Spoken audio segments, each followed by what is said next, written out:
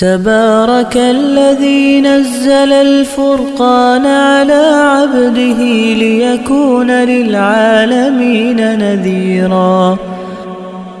من الشيطان الرجيم. بسم الله الرحمن الرحيم. وربطنا على قلوبهم إذ قاموا فقالوا ربنا رب السماوات والأرض لن ندعو من دونه إلها لقد قلنا إذا شططا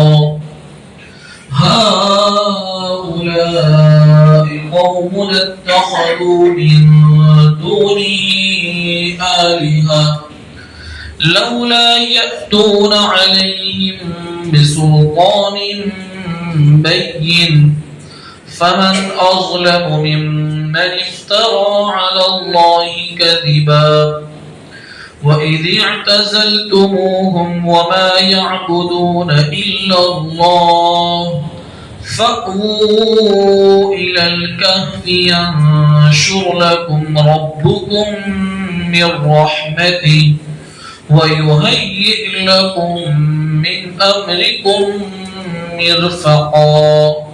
صدق الله العظيم. محترم بزرگوں،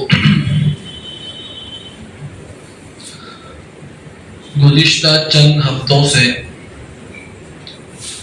اصحاب کہف کا واقعہ چل رہا ہے۔ اللہ تعالیٰ نے قرآن مجید میں پہلے مختصراً اصحاب کہف کے واقعے کو بیان فرمایا۔ اب ان آیتوں میں اللہ تعالیٰ اصحاب کہف کے واقعے کی کچھ تفصیل بیان کر رہے ہیں۔ ویسے تو میں واقعہ بیان کر چکا ہوں، لیکن بیچ میں ایک ہفتہ ناغہ ہو گیا، جس سے پچھلا سبق ہم بھول چکے ہیں، تو یاد دہانی کے طور پر مختصراً اصحاب کہف کا واقعہ ذکر کرتا ہوں کہ حضرت عیسیٰ علیہ السلام کی شریعت کے زمانے میں ایک دقیانوس نام کا ظالم بادشاہ تھا، اور وہ مشرک بھی تھا۔ اپنی قوم کو، اپنی رعایا کو بت پرستی کرنے پر مجبور کرتا تھا۔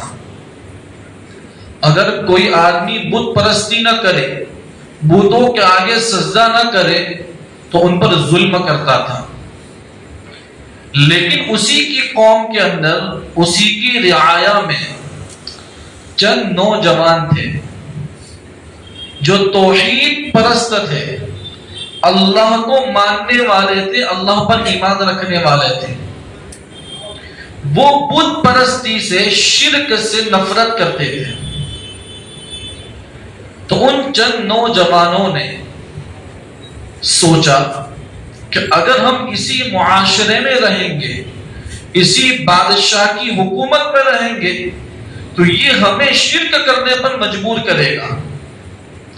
تو چند نوجوان اپنے ایمان کی حفاظت کے خاطر انہوں نے ایک غار کے اندر پناہ لی کہ جہاں ان کے ایمان کی حفاظت ہو سکے۔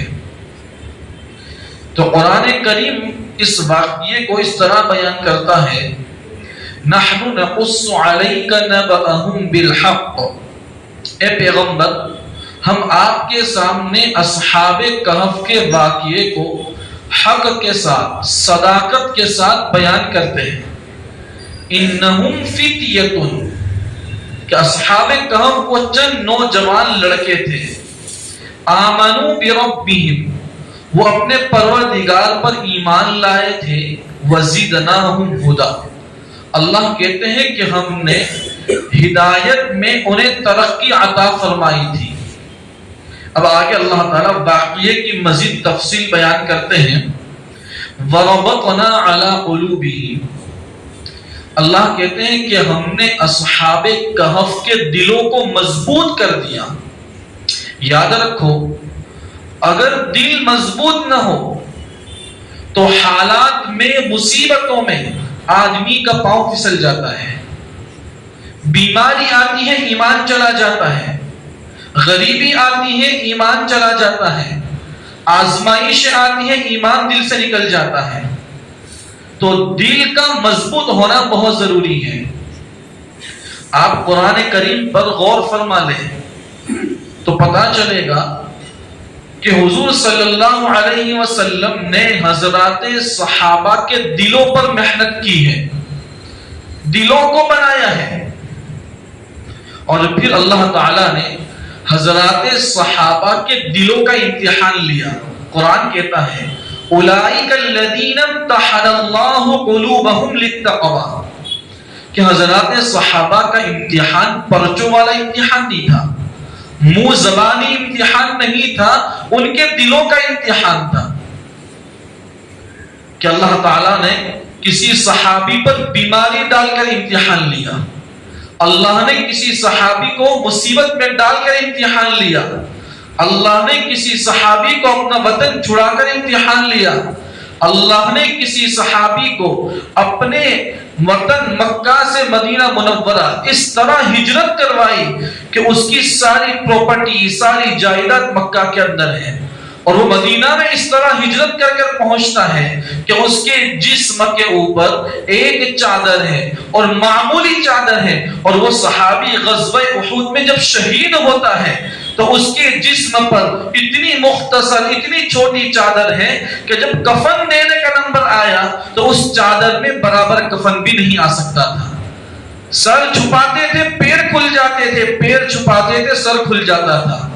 حضرات صحابہ نے حضور سے پوچھا اللہ کے رسول ہم کیا کریں، چادر بہت مختصر ہے۔ حضور نے کہا چہرے کو ڈھانپ دو، پیروں پر گھاس ڈال دو۔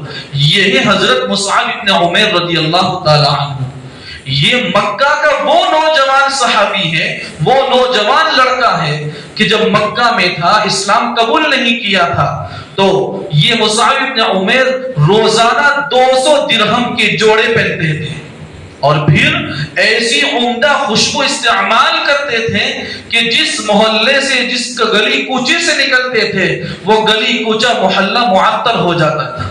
لیکن جب اسلام لائے ہیں، اللہ نے، حضور نے دلوں پر محنت کی ہے، تو جب دلوں پر محنت ہوتی ہے تو قربانی دینا آسان ہو جاتا ہے۔ یہی وجہ ہے کہ آپ صلی اللہ علیہ وسلم نے تبوک کے موقع پر جب مدینہ منورہ کے باغات پھلوں سے پک چکے تھے، درختوں کے اوپر کھجوریں آ چکی تھی، حضرات صحابہ کی کاروبار کی سیزن تھی، لیکن حضور نے اعلان کروایا کہ تبوک چلنا ہے، اور یہ تبوک مدینہ منورہ سے 950 کلومیٹر کی دوری کے اوپر ہے۔ کسی صحابی نے یہ نہیں کہا کہ ہماری تو سیزن چل رہی ہے، ہمارا کاروبار تیزی کے اوپر ہے، دلوں پر محنت کی۔ سارے صحابہ نے کہا آمنا وصدقنا، ہم ایمان لائے، ہم آپ کی بات کو مان رہے ہیں، ہم انکار نہیں کر سکتے۔ اسی طریقے پر غزوہ احد کے بعد شراب کی حرمت نازل ہوئی۔ پہلے شراب حلال تھی، حضرت ابو طلحہ رضی اللہ تعالی عنہ اپنے مکان میں چند صحابہ کو لے کر شراب پی رہے تھے، کیونکہ شراب تو حلال تھی اس زمانے میں۔ اتنے میں مدینہ کی گلیوں میں ایک منادی اعلان کر رہا تھا کہ شراب حرام ہو چکی ہے۔ حضرت ابو طلحہ رضی اللہ عنہ نے کہا اپنے بیٹے سے کہ بیٹا جا کر دیکھو کہ منادی کیا اعلان کر رہا ہے۔ ان کا بیٹا گیا اور آ کر کہا کہ ابا ایک حضور کا منادی ہے، وہ یوں کہہ رہا ہے کہ شراب کی حرمت نازل ہو گئی۔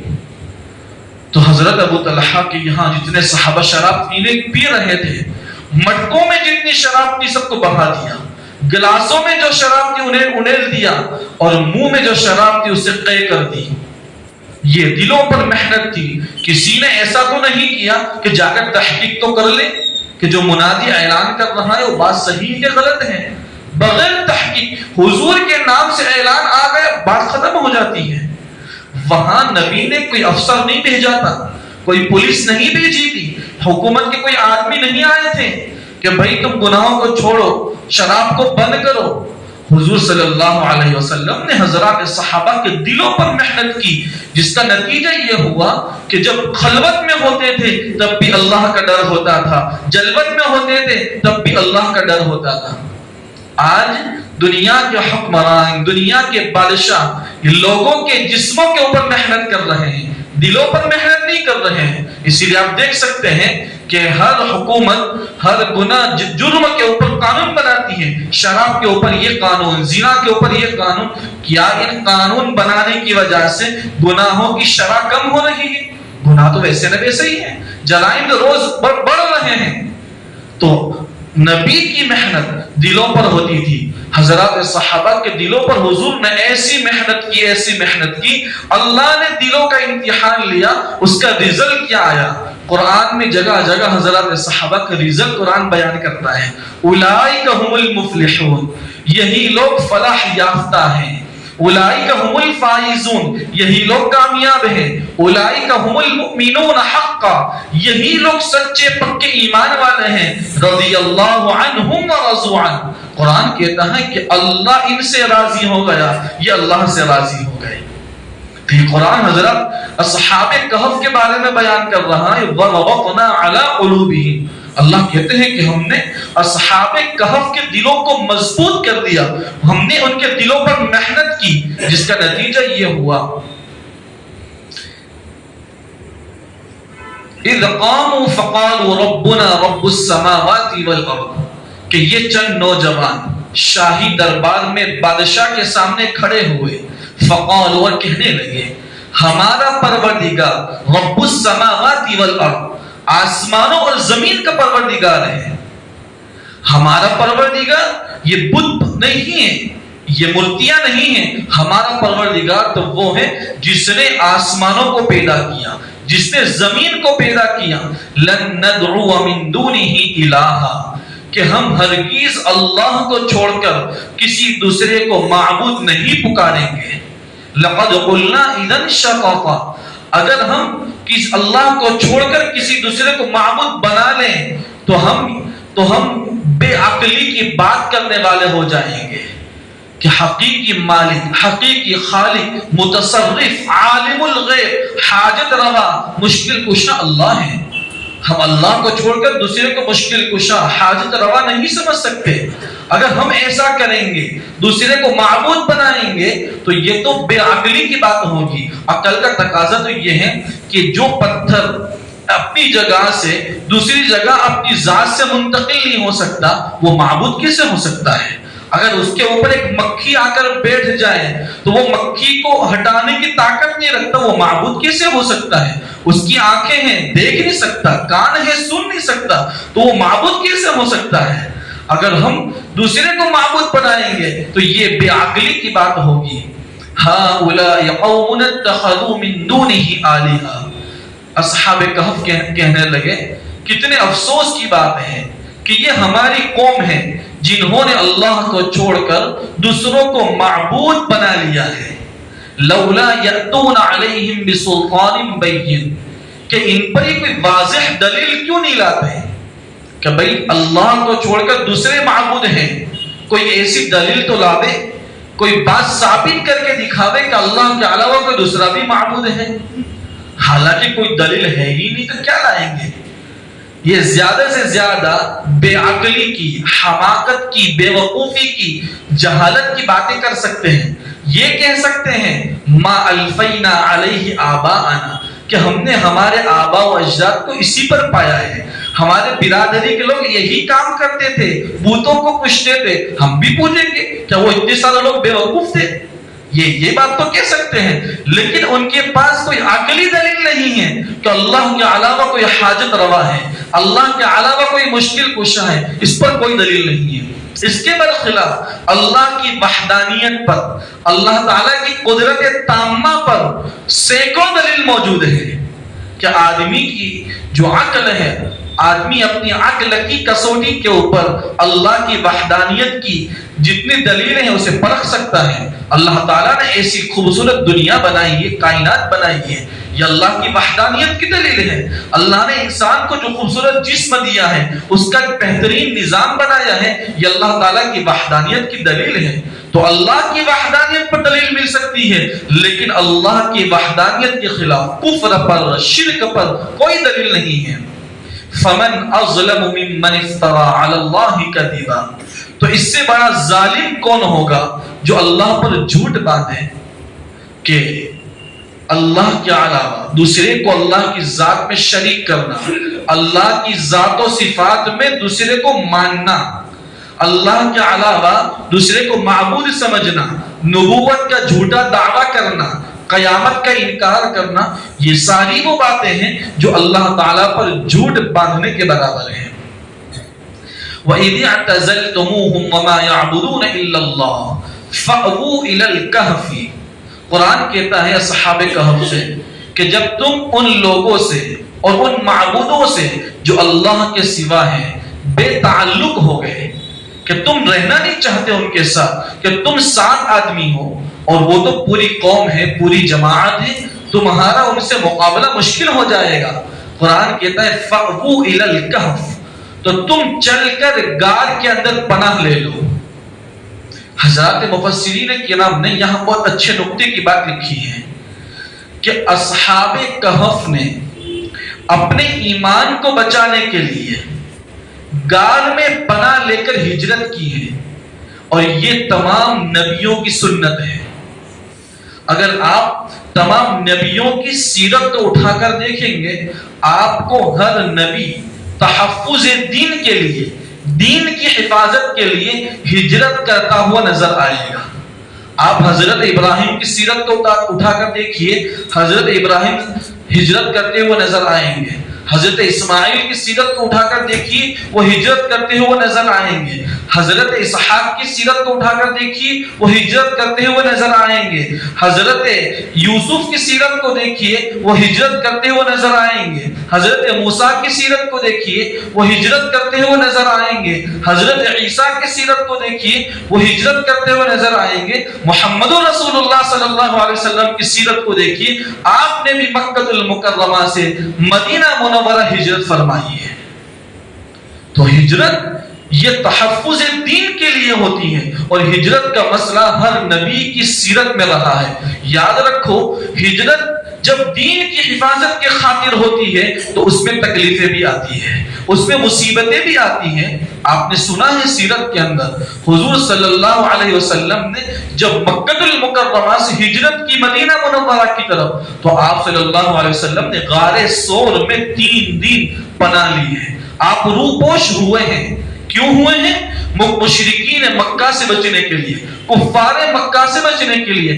آپ نے سیدھا جو راستہ، ہائی وے جو جاتا تھا، اس کو چھوڑ کر جنگل کا راستہ اختیار کیا. بڑی مصیبتیں آپ نے برداشت کی ہیں. لیکن حضور صلی اللہ علیہ وسلم کا معراج کا جب واقعہ ہم سنتے ہیں کہ اللہ نے معراج پر بلایا، ہجرت سے پہلے معراج ہوئی ہے، اور معراج کا جو واقعہ ہے اس میں اللہ نے جنت سے سواری بھیجی، اور سواری آئی حضرت جبرائیل کے ساتھ. حضرت جبرائیل علیہ السلام حضور کو براق پر بٹھا کر مسجد حرام سے مسجد اقصی لے گئے. اور ایسی سواری تھی کہ آدمی کی نظر جہاں ختم ہوتی تھی وہاں اس کا ایک قدم پڑتا تھا. اور پھر مسجد اقصی سے حضرت جبرائیل علیہ السلام کے ساتھ حضور صلی اللہ علیہ وسلم 7 آسمانوں پر گئے ہیں، اللہ سے ملاقات کر کر آئے ہیں. یہاں ایک سوال سا پیدا ہوتا ہے کہ اللہ، کہ جب تو نے اپنے پیغمبر کو معراج پر بلایا تو تو نے جنت سے سواری بھیجی، اور جب تو اپنے پیغمبر کو حکم دے رہا ہے کہ مکہ سے ہجرت کرو مدینہ کی طرف، تو نے سواری کیوں نہیں بھیجی؟ تو سواری بھیج سکتا تھا ہجرت کے لیے بھی. حضرات علماء کرام نے اس کا جواب لکھا ہے. اللہ تعالیٰ اشارہ کر رہے ہیں اس بات کی طرف کہ معراج کا سفر یہ مہمانی کا سفر ہے، اور مہمانی کے سفر میں مہمان کی عزت افزائی کے لیے سواری بھیجی جاتی ہے. اور ہجرت کا سفر یہ تحفظ دین، حفاظت دین کی خاطر ہوا ہے. جو سفر، جو ہجرت حفاظت دین کی خاطر ہوگی، اس میں مصیبتیں آئیں گی، اس میں تکلیفیں آئیں گی. اس میں اللہ تعالیٰ قرآن کے پڑھنے پڑھانے والوں کو یہ سبق دے رہے ہیں، اگر دین کی حفاظت کے خاطر کوئی کام کرو گے، اگر دین کی حفاظت کے خاطر اپنا ملک وطن چھوڑو گے، تو ایسا کبھی نہیں ہو سکتا کہ راحت کے نقشے دیکھنے ملیں گے. تکلیفیں آئیں گی، مصیبتیں آئیں گی. یہ تو نبی صلی اللہ علیہ وسلم کی سنت ہے. تو اللہ قرآن میں یہ کہتا ہے صحابہ کہف سے فَأَوُوا إِلَى الْكَهْفِ کہ تم چل کر غار کے اندر پناہ لے لو. يَنْشُرْ لَكُمْ رَبُّكُمْ مِنْ رَحْمَتِهِ کہ تمہارا پروردگار تم پر اپنی مہربانی کو پھیلا دے گا. وَيُهَيِّئْ لَكُمْ مِنْ أَمْرِكُمْ مِرْفَقًا اور تمہارے لیے تمہارے معاملے میں آسانی کو پیدا کر دے گا. اللہ تعالیٰ نے اصحاب کہف کے لیے کیسی آسانی پیدا کر دی کہ جب غار کے اندر پناہ لے لی، اللہ نے 300 سال تک سلا دیا. اور پھر وہ سوئے ہیں تو ایسے سوئے ہیں کہ نہ بھوک لگ رہی ہے، پیاس لگ رہی ہے. اگر ہم اپنی زندگی کو دیکھیں، زیادہ سے زیادہ 2 دن 3 دن ہم بھوکے رہ سکتے ہیں، پیاسے رہ سکتے ہیں، ورنہ تو آدمی کو موت نظر آ جاتی ہے. یہ اللہ تعالیٰ نے ان کے لیے آسانی پیدا فرمائی. اب جب یہ اصحاب کہف نے غار میں پناہ لے لی تو ساتھیوں نے آپس میں بات چیت کی کہ ہم میں کا ایک آدمی روزانہ شہر میں جائے گا اور بھیس بدل کر جائے گا اور شہر سے کھانے پینے کی چیزیں لے کر آئے گا، اور شہر میں ہمارے بارے میں کیا کیا باتیں ہوتی ہیں وہ خبریں ہمیں پہنچائے گا. تو ان 7 نوجوانوں میں ایک آدمی بڑا ذہین ہوشیار تھا. وہ روزانہ جاتا تھا اور جا کر وہاں سے خبریں لے کر آتا تھا، کھانے پینے کی چیزیں لے کر آتا تھا. کتنی بار ایسا ہوا ویسا حضرات مفسرین نے نہیں لکھا ہے، کئی مرتبہ ایسا ہوا. لیکن ایک مرتبہ وہ آدمی بھیس بدل کر باہر گیا تو باہر اس نے یہ دیکھا کہ صحاب کہف یہ چند نوجوانوں کے بارے میں بڑا چرچا ہو رہا ہے، اور بادشاہ نے وارنٹ جاری کیا ہے کہ کسی بھی صورت کے اندر ان کو پکڑ کر لے کر آ جاؤ. تو یہ ان کا ساتھی آیا غار کے اندر اور آ کر پوری بات سنائی کہ ہمارے بارے میں وارنٹ جاری ہو گیا ہے، بادشاہ ہمیں پکڑ لے گا. سارے ساتھی بے چین ہو گئے. ظاہر سی بات ہے، ایسی بات سنیں گے تو تشویش ضرور ہوگی، ٹینشن بھی ہوگا. تو اس وقت قرآن یہ کہتا ہے فَضَرَبْنَا عَلَىٰ آذَانِهِمْ اللہ تعالیٰ نے ان کے کانوں پر تھپکی دے دی، یعنی ان کو لمبی نیند سلا دیا. اور پھر اللہ نے ان کی حفاظت کا سامان کیسے کیا کہ وہاں بادشاہ نے اپنے کارندوں کو چھوڑ دیا ملک کے اندر کہ پورا ملک چھان ڈالو اور ان چند نوجوانوں کو ڈھونڈ کر لاؤ. وہ ہر جگہ گئے، جنگل میں گئے، شہروں میں گئے، سب جگہ گئے، لیکن وہ اس غار تک نہیں پہنچ سکے کیونکہ اللہ تعالیٰ نے ان کی حفاظت کا یہ سامان کیا تھا. اور ایسی واقعات پہلے گزر چکے ہیں. مثلا ایک اللہ کے نبی گزرے حضرت عزیر علیہ السلام، جب وہ ایک بستی سے گزر رہے تھے، وہاں انہوں نے مردوں کی ہڈیاں دیکھی. ان کے دل میں یہ خیال گزرا کہ اللہ تعالیٰ ان کو زندہ کیسے کرے گا دوبارہ. اللہ نے حضرت عزیر علیہ السلام پر اسی وقت موت طاری کر دی اور 100 سال تک موت طاری کر دی. یہ 100 سال کا جو زمانہ تھا وہاں اللہ نے ان کی حفاظت کے لیے کسی آدمی کو نہیں بھیجا. کوئی آدمی وہاں سے گزرا ہی نہیں جب تک وہ دوبارہ زندہ نہیں ہوئے. اسی طریقے پر جب حضور صلی اللہ علیہ وسلم اور صدیق اکبر رضی اللہ تعالی عنہ نے مکہ سے ہجرت کی تو غار ثور میں پناہ لی ہے، اور مشرکین مکہ آپ صلی اللہ علیہ وسلم کو صدیق اکبر کو ڈھونڈتے آ گئے، اور ادھر صدیق اکبر رضی اللہ تعالی عنہ اندر سے دیکھ رہے ہیں اور انہیں فکر ہو رہی ہے، ٹینشن ہو رہا ہے، اور حضور سے یہ کہتے ہیں کہ اللہ کے رسول اگر یہ کفار مکہ تھوڑا جھکیں گے تو ہمارے پیر دیکھ لیں گے. حضور صلی اللہ علیہ وسلم نے ارشاد فرمایا کہ ابو بکر ان اللہ لا تحزن ان اللہ معنا، ابو بکر غم نہ کرو، فکر نہ کرو، اللہ ہمارے ساتھ ہے. اللہ نے آپ صلی اللہ علیہ وسلم اور صدیق اکبر کی حفاظت کا سامان کیسے کیا؟ کہ جس غار میں چھپے تھے اس غار کے اوپر ایک مکڑی نے جالا تن دیا اور کبوتری نے انڈا دے دیا. جب مشرکین مکہ وہاں پہنچے تو کہنے لگے کہ اس غار میں تو محمد ہو ہی نہیں سکتے, یہ غار کی حیت ایسی لگتی ہے کہ ان کے والد عبداللہ کے پیدا ہونے سے پہلے اس میں کوئی داخل نہیں ہوا ہے.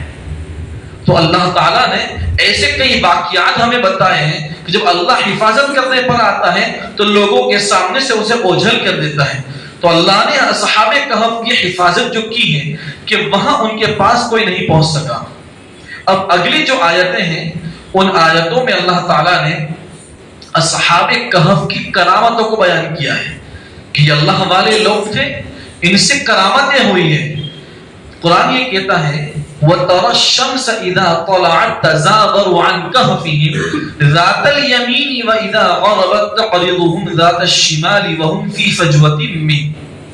قرآن کہتا ہے کہ جب سورج نکلتا تھا تو آپ دیکھیں گے کہ وہ غار کی داہنی جانب سے کترا کر نکل جاتا تھا, اور جب سورج غروب ہوتا تو غار کی بائیں جانب سے کترا کر نکل جاتا تھا. یہ اصحاب کہف کی کرامت ہے کہ جس غار میں وہ سوئے ہوئے تھے اس غار کا جو انداز تھا کہ جب سورج نکلتا تو سورج کی روشنی اس میں داخل نہیں ہوتی تھی, سورج کی دھوپ اس میں داخل نہیں ہوتی تھی, گرمی داخل ہوتی تھی. اور شام کے وقت جب سورج غروب ہوتا ڈوبتا تھا تو اس کی گرمی داخل ہوتی لیکن دھوپ داخل نہیں ہوتی تھی. کیوں؟ اس لیے کہ سورج جو ہے یہ انسان کی زندگی کی ضرورت ہے. سورج سے انسان کے فائدے بھی وابستہ ہیں, اس سے نقصان بھی ہوتا ہے. فائدے تو کیا ہیں کہ سورج کی دھوپ سے انسان کی باڈی کے اندر جو گرمی اور ٹھنڈی کا ٹیمپریچر ہوتا ہے وہ بالکل معتدل متوازن رہتا ہے. اور پھر یہ سورج کی دھوپ کی وجہ سے اندھیری جگہ میں روشنی ہو جاتی ہے. اور یہ جو سورج نکلتا ہے یہ اس کا نکلنا, اس کا غروب ہونا یہ انسان کی زندگی پر اثر ڈالتا ہے. کیسا اثر ڈالتا ہے کہ جس کی وجہ سے ہماری زندگی روزانہ موت کی طرف بڑھ رہی ہے. روزانہ سورج نکلتا ہے, ڈوبتا ہے, ہماری زندگی کا ایک دن کم ہوتا چلا جاتا ہے. یہ سورج کے فائدے ہیں. اور سورج کی دھوپ کے نقصان کیا ہے کہ اس سے باڈی کالی پڑ جاتی ہے, بدن کالا پڑ جاتا ہے اور کپڑے میلے ہو جاتے ہیں.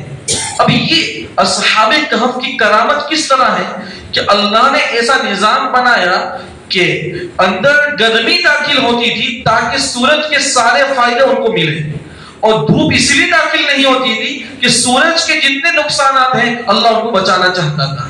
اور دیکھیے کیسی ان کی کرامت تھی کہ جس عمر میں وہ سوئے ہیں جب 300 سال کے بعد اٹھے ہیں اسی عمر میں اٹھے. مثال کے طور پر 25 سال کی عمر میں اللہ نے انہیں سلایا تو 300 سال کے بعد اٹھے تو وہ 325 سال کے نہیں تھے, وہ 25 سال کے ہی تھے. کہ سورج کا نکلنا, یہ غروب ہونا یہ انسان کی زندگی پر اثر ڈالتا ہے, لیکن ان کی زندگی پر سورج نے اثر نہیں ڈالا. یہ اصحاب کہف کی کرامتوں میں سے ہے. حضرات علماء کرام نے اسی آیت کریمہ سے اللہ والوں کی کرامتوں کو ثابت کیا ہے کہ اللہ والوں کی کرامت برحق ہے. بزرگوں کے ہاتھوں پر جو کرامتیں ہوتی ہیں وہ کرامت برحق ہے. اور روایتوں میں آپ صلی اللہ علیہ وسلم نے بزرگوں کی کئی کرامتیں بیان فرمائی ہیں. ایک روایت میں آپ صلی اللہ علیہ وسلم نے 3 بچوں کا تذکرہ فرمایا کہ 3 بچے ایسے گزرے ہیں کہ جنہوں نے بچپن کے زمانے میں بات کی ہے, دودھ پینے کے زمانے میں لوگوں سے بات چیت کی ہے. وہ عمر بات چیت کرنے کی نہیں ہوتی. ان میں سے ایک بچہ حضرت عیسیٰ علیہ السلام ہے. وہ چھوٹے بچے تھے, 1 دن کے یا 2 دن کے تھے, تو ان کی ماں کے اوپر لوگوں نے زنا کی تہمت لگائی. تو حضرت عیسیٰ نے کہا انی عبداللہ, میں اللہ کا بندہ ہوں, آتانی الکتاب وجعلنی نبیا, کہ اللہ نے مجھے کتاب انجیل عطا کی ہے اور مجھے نبی بنایا ہے. حضرت عیسیٰ تو نبی ہے, ان کا بولنا یا ان کا معجزہ ہے, لیکن حضور صلی اللہ علیہ وسلم نے روایت میں ایک دوسرے بچے کا تذکرہ فرمایا. حضور نے فرمایا کہ بنی اسرائیل کے اندر ایک جریج نام کا آدمی گزرا ہے، بڑا اللہ والا، عبادت گزار، اپنی عبادت گاہ کے اندر ہر وقت وہ عبادت کرتے تھے۔ ایک مرتبہ ایسا ہوا کہ ان کی ماں آئی اور انہوں نے پکارا۔ حضرت جریج عبادت میں مشغول تھے، ماں کی پکار کے اوپر جواب نہیں دے سکے، تو ان کی ماں نے بد دعا دے دی، اللہ تجھے زانیہ فاحشہ کا منہ دکھائے۔ یہ ماں کی بد دعا تھی۔ اتنے میں ہوا ایسا کہ ایک اسی علاقے کی، اسی شہر کی زانیہ فاحشہ عورت وہ بچہ لے کر آئی اور لوگوں سے کہنے لگی کہ جریج نے میرے ساتھ منہ کالا کیا ہے اور یہ بچہ اسی سے پیدا ہوا ہے۔ لوگوں کو غصہ آ گیا، اتنا بڑا اللہ والا بن کر ڈھونگ کر رہا ہے۔ لوگوں نے جریج کو بہت مارا، اس کی کوٹھی کو توڑ دیا، اس کی عبادت خانے کو گرا دیا۔ حضرت جریج جب لوگوں کی پٹائی سے، مار سے بچ گئے، فارغ ہو گئے، تو پاکی حاصل کی، اچھے کپڑے پہنے اور مصلی کے اوپر بیٹھے اور اللہ سے کہا، اللہ میری ماں کی بد دعا تو مجھے لگ گئی، لیکن اللہ تو اس بات کی برات ظاہر کر دے کہ یہ بچہ میرا نہیں ہے، میرے اس زانیہ کے ساتھ، اس فاحشہ بدکر عورت کے ساتھ منہ کالا نہیں کیا ہے۔ اللہ تعالیٰ نے اس فاحشہ کی گود میں جو بچہ تھا، وہ بچہ اس وقت بولا، اس نے یہ کہا لوگوں سے کہ اے لوگوں، جریج میرا باپ نہیں ہے، میرا باپ تو جنگل میں بکریاں چرانے والا چرواہا ہے۔ آپ صلی اللہ علیہ وسلم نے فرمایا کہ یہ بچہ نبی نہیں ہے، یہ بچہ ولی ہے، اور ولی کا بولنا یہ کرامت ہے۔ اسی طریقے پر آپ صلی اللہ علیہ وسلم نے تیسرے بچے کا تذکرہ فرمایا کہ بنی اسرائیل میں ایک عورت اپنے بچے کو دودھ پلا رہی تھی، وہاں سے ایک گھوڑے کے اوپر خوبصورت مالدار آدمی گزرا، تو ماں نے یہ کہا، اے اللہ تو میرے بچے کو اس گھوڑ سوار جیسا بنا دے۔ بچہ دودھ پی رہا تھا، وہ ماں کے پستان سے الگ ہوا، اس نے کہا، اے اللہ مجھ کو ایسا نہ بنانا۔ پھر بچہ دودھ پینے لگ گیا۔ تھوڑی دیر کے بعد چند لوگ ایک عورت کو مارتے ہوئے لے جا رہے تھے اور اسے کہہ رہے کہ تو نے اپنا منہ کالا کیا ہے، تو زانیہ ہے، تو فاحشہ ہے۔ اس ماں نے کہا، اللہ تو میرے بچوں کو ایسا نہ بنانا۔ وہ بچہ دودھ پیتے پیتے باہر آیا، اس نے کہا، اللہ مجھے اس کے جیسا بنانا۔ حضور نے تفصیل بیان کی کہ جو وہ آدمی پہلے گزرا تھا وہ آدمی کافر تھا، اگرچہ بادشاہ تھا، وہ گھوڑے سوار تھا، اور جو دوسری عورت جو گزری جس کو لوگ مار رہے تھے، تو وہ عورت مسلمان تھی، پاکیزہ تھی، اللہ سے ڈرنے والی تھی، لوگ اسے خواہ مار رہے تھے۔ تو یہ بچہ یہ کہہ رہا تھا کہ میری ماں جو دعا کر رہی ہے اللہ اسے قبول نہ کرنا، مجھے اس بے ایمان مت بنانا، مجھے ایمان والا بنانا۔ یہ بچوں کا بچپن میں بولنا، یہ بچہ کوئی نبی نہیں تھا، یہ ولی تھا، اور ولی کا ایسی بچپن میں بات چیت کرنا یہ کرامت ہے۔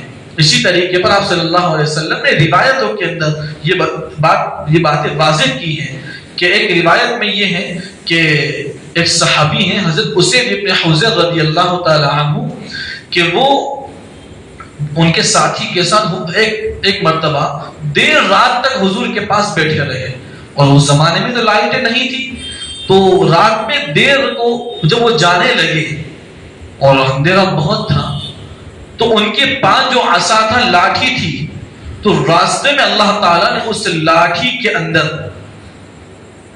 روشنی پیدا کر دی۔ جیسا کہ ہم سفر کرتے ہیں اندھیروں میں اور لائٹ لے کر چلتے ہیں، اسی طریقے پر ان کی لاٹھی کے اندر اللہ تعالیٰ نے روشنی پیدا کر دی۔ جب دونوں ساتھی ساتھ ساتھ چلتے تھے اور مقام پر پہنچے، دونوں کے محلے الگ تھے، تو جب ایک ساتھی ادھر مڑا، دوسرا ساتھی ادھر مڑا، تو دونوں کی لاٹھیوں میں اللہ نے روشنی پیدا کر دی۔ یہ ہے ان کی کرامت۔ تو اہل اللہ کی، اللہ والوں کی کرامت یہ برحق ہے، لیکن ہمیں ایک سبق یاد رکھنا چاہیے اس سلسلے میں۔ وہ سبق یہ ہے کہ اللہ نے حضرات انبیاء کو حکم دیا ہے کہ تم اپنے معجزات کو ظاہر کرو، کیونکہ نبیوں کے ہاتھ پر جو چیزیں ظاہر ہوتی ہیں اسے معجزہ کہتے ہیں۔ اور معجزہ کیوں ہوتا ہے؟ یہ معجزہ نبی کے نبوت کی دلیل ہوتی ہے، اس لیے وہ لوگ مطالعے میں کرتے تھے، نبی اپنے معجزے دکھاتے تھے، لیکن اللہ تعالیٰ نے اللہ والوں کو حکم دیا کہ تم اپنی کرامتوں کو ظاہر مت کرو، اپنی کرامتوں کو چھپاؤ۔ کیوں؟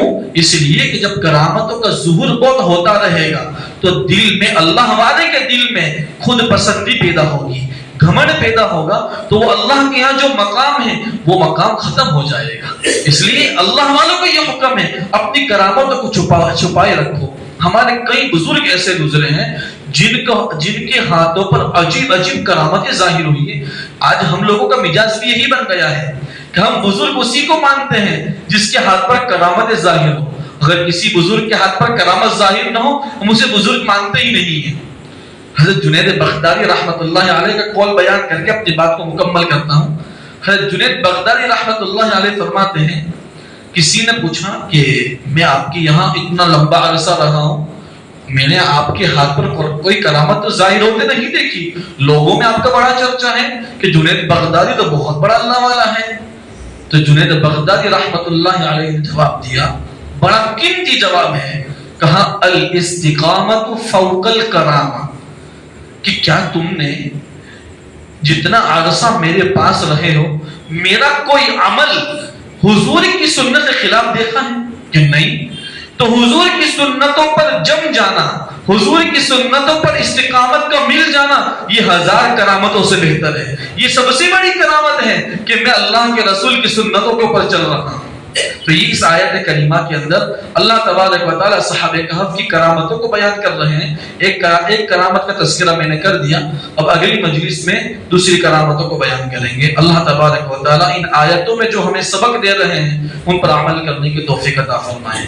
سبحان اللہ وبحمدہ، سبحانک اللہم وبحمدک، ونشہد ان لا الہ الا انت، نستغفرک ونتوب الیک۔ سبحان ربک رب العزۃ عما یصفون، وسلام علی المرسلین، والحمد للہ رب العالمین، برحمتک یا ارحم الراحمین۔